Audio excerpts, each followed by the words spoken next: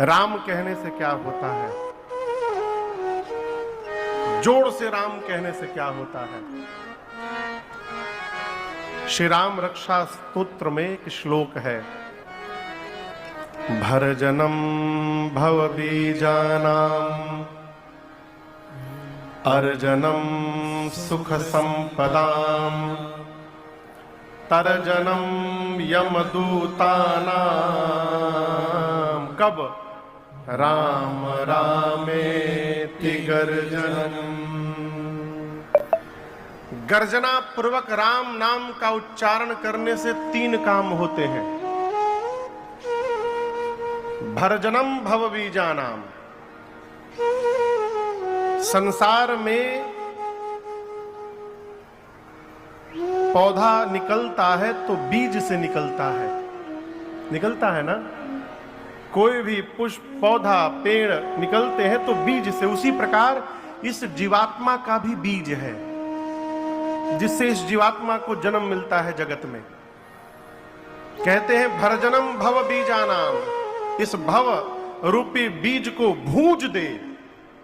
भूजना समझते हैं? अच्छा बताओ, चना को लेकर यदि तवा पर भूज दिया जाए, भूजना समझ रहे हैं ना, भूज दिया जाए, अब भूजने के बाद उस बीज को मिट्टी में डाला जाए तो क्या उससे पौधा निकलेगा?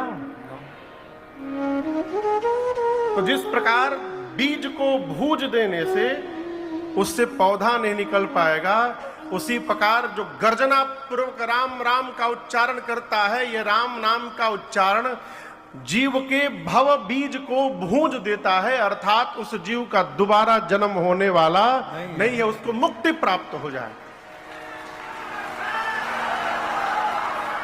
ये तो एक रहा,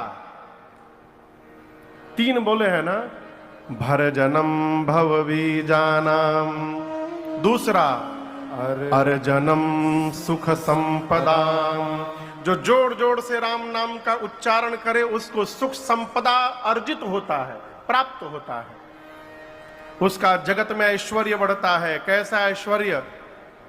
देखिए, हमारे लिए बहुत रुपया इकट्ठा हो जाए ये प्रसन्न होने का विषय नहीं है।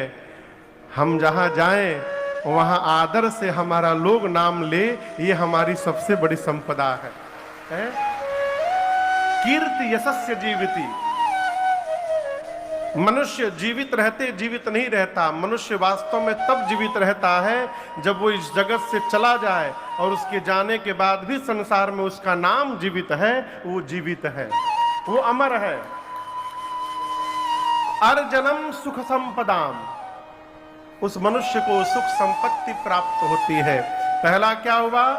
भरजनम भव बीजानाम, दूसरा अर्जनम सुख संपदाम, तीसरा तरजनम यमदूतानाम। यमराज के दूत यदि लेने आ जाए तो ये राम नाम की गर्जना उनको दौड़ा कर भगाता है, भागो यहां से। तरजनम यमदूतानाम, भगवान का भजन करने वाले जीव को यमराज के दूत की क्षमता नहीं कि स्पर्श कर दे। उसके लिए तो भगवान के धाम से भगवान के पार्षद आते हैं और उस जीव को भगवान के धाम लेके चले जाते हैं, सीधे भगवान के धाम। ये तीनों कब होता है? राम रामेति गर्जनम। जब